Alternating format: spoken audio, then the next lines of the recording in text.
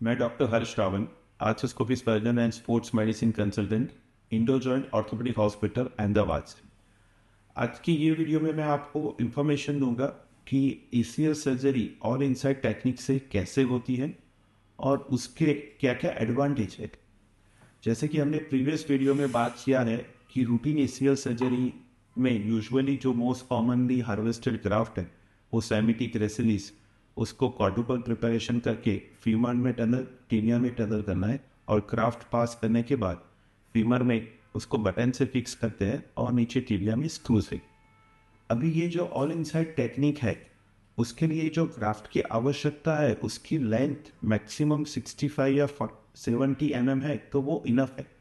तो सबसे पहले कि ये जो हैमस्ट्रिंग ग्राफ्ट में से दोनों में से एक ही ग्राफ्ट मतलब कि सेमिटिक ग्राफ्ट से ही ये ऑल इनसाइड टेक्निक इजीली कर सकते हैं। तो फर्स्ट एडवांटेज ये टेक्निक का है कि जिसमें ट्रेसिलिस ग्राफ्ट हार्वेस्ट करने की ज़रूरत नहीं। अभी ये सेमिटिक ग्राफ्ट को हार्वेस्ट करने के बाद उसको 4 फुल प्रिपरेशंस हो जाने के बाद उसको दोनों एंड पे एडजस्टेबल लूप से प्रिपेयर करना है और मिनिमम उसकी जो लेंथ है वो एटलीस्ट 60 to 65 mm होना चाहिए। अभी ये एडजस्टेबल लूप दोनों साइड पे लोड करके उसको क्राफ्ट स्टेशन पे टेंशन दे सकते हैं। अभी टनल प्रिपरेशंस में रूटीन सर्जरी से इसमें थोड़ा डिफरेंट रहता है। जैसे कि फीमर की और रूटीन टनल ही बनाना है, बट टिबिया की और ग्राफ्ट उसको रेट्रोग्रेड ड्रिल करके उसके लिए फ्लिप कटर यूज़ करके कर सकते हैं।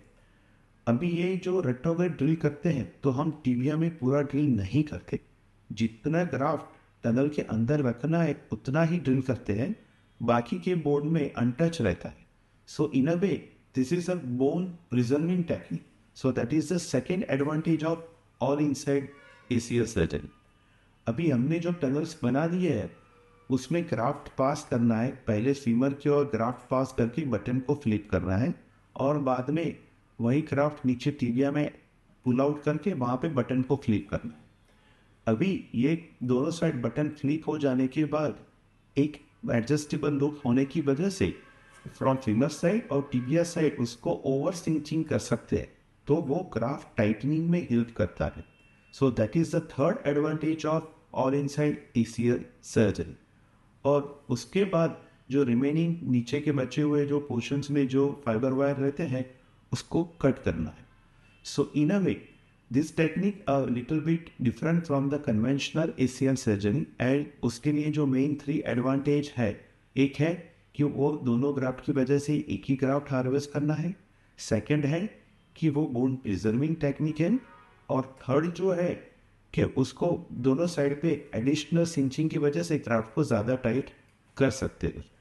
अभी रिसेंट जो लिटरेचर्स है उसमें बहुत सालों से जो यूज़ हो रही है जो स्क्रू की टेक्निक है उसमें टनल वाइडनिंग है, कई बार स्क्रू की वजह से उसमें लूजनिंग होने के चांसेस है और कई बार वो स्क्रू की वजह से उसके बायोलॉजिकल रिएक्शन के भी चांसेस रहते हैं।